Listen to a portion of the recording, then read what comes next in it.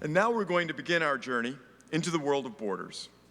Our first panel, which is going to be moderated by AGS counselor Dr. David Kaplan, who is also the current president of AAG, is going to explore the changing nature of borders.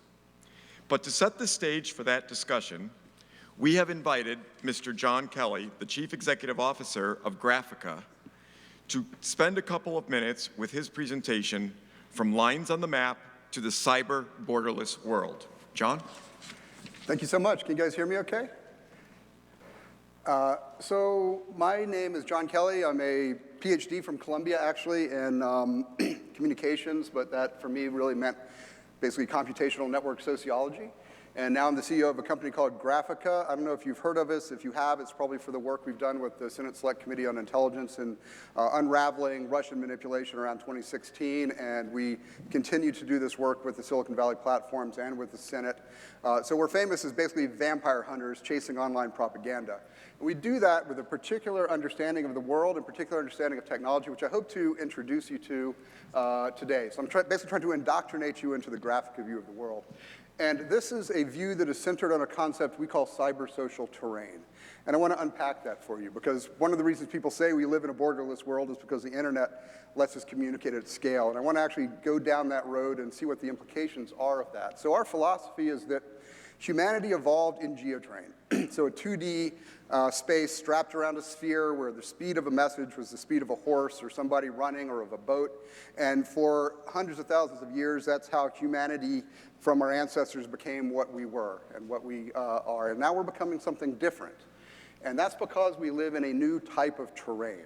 So for all those years, every good traded, every army fighting, every network, every empire, every kingdom existed in geoterrain. So let me start the story by saying, why do we call ourselves Graphika? A lot of people think it's because we do a lot of graph mathematics and graph analysis, and that's not actually the story. It's actually an homage to this person. I'm sure a lot of you folks know who this is.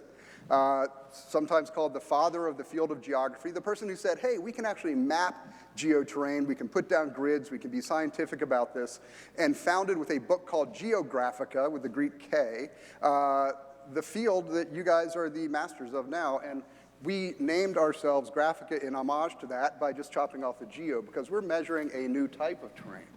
Think about how humanity changed at this moment in time. You don't even need to get to the internet to see how global scale, real-time, point-to-point communications radically altered human society. With the advent of the telegraph, real-time, global scale communications transformed the way markets ran, the way armies fought, the way empires were run, all of that without anybody except maybe Abraham Lincoln having one of these in their house. So this is what real-time, point-to-point, global scale communication looks like today. This is a map of Facebook friendships strapped onto geoplot. But this terrain is not, even though this is now connecting half the planet's population in real time at global scale through their phones and their computers, that terrain doesn't actually look like that. It looks like this. All the choices people make about who to follow and what to like and what YouTube video to watch, all of these condition algorithms, and they form connections between individuals. All those micro decisions form a vast, complex network. It has shape, it has structure. That shape and structure determine who's influential to whom, how information spreads, how people get acculturated, where their values come from, who they take leadership from, whether they end up being a Beyonce fan or being recruited into a terrorist network. All of this now happens on the internet without respect to physical geography or geospace. It happens in cyber-social terrain, which we think is the primary domain of human activity now. We have armies and military assets sitting all over the planet. By the time those end up in a fight, we've already been having state-on-state warfare in this terrain for years, as has been going on right now. This is what the Russians are doing to us right now, what they did to us in 2016, what the Chinese and everybody else are doing. The manipulation of cyber-social terrain is the new form of 21st century conflict. And how do we wrap our heads around that if we don't even know how to deal with cyber-social terrain? And we all know about terrain. You can't navigate it unless you map it. And that's what we do. So we apply large-scale network analytics to understanding the structure of these vast online networks. We do it for some commercial customers to help them sell beer, and we do it for others to help the U.S. Senate understand how foreign actors are trying to manipulate our authentic political conversations.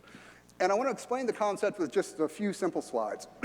This is a diagram of roughly the top 200,000 weblogs in the world.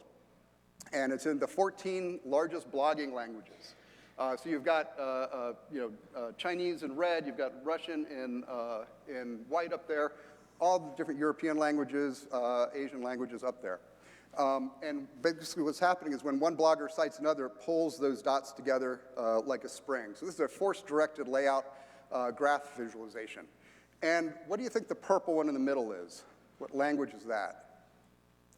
It's English, because that's the global connecting language of the internet.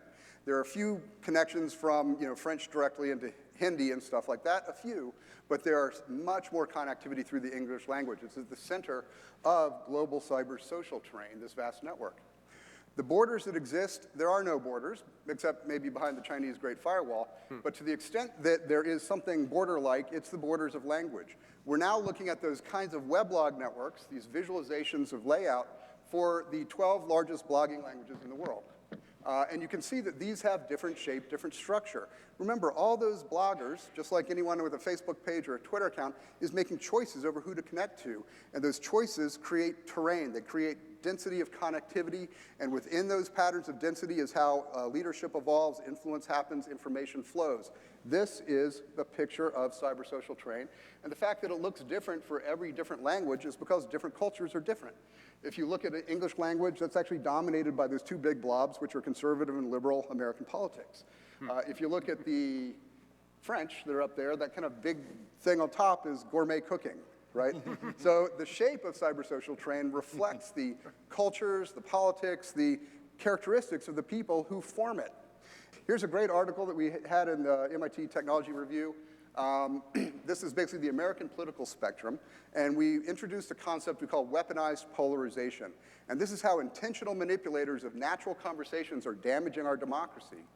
What we can see here is that what we call the peanut, it's basically the American far right in red, the far left in blue, and kind of everything through centrist politics all across the middle.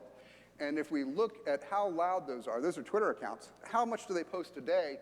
What we can see is that the accounts that only connect to their own political stripe, the far right over there, the far left over there, are massively louder than the political center. And that's through automation. So the natural polarization that happens through this choice-making online, these so-called filter bubbles you hear about, have been weaponized by manipulative actors who run vast networks of automated accounts in order to pump up and take advantage of this polarization. And this is the fundamental underlying problem that is affecting our democracy now. So I'm going to move forward because I don't have a whole lot of time. I just want to end on one particular slide, which shows you a little bit about what we do. And this is the work that we do at the Senate. We also work a lot with the platforms in Silicon Valley in chasing down and taking down networks of accounts controlled by foreign state actors. This is just what that looks like. We have what we call the ABC framework of deception. The A is the actors, who's doing it. Is it two different parts of the Russian capability, the Iranian Revolutionary Guard? In the middle, that's where we come in. We look at the distribution systems, the behavior, the networks of accounts of bots that move these messages again and again, and we understand the configuration in cyber social terrain of these fake right-wing Americans, left-wing Americans, and Germans and all these other folks. So anyway, that's what we do. If you're interested, come to our website and feel free to reach out. Thank you very much.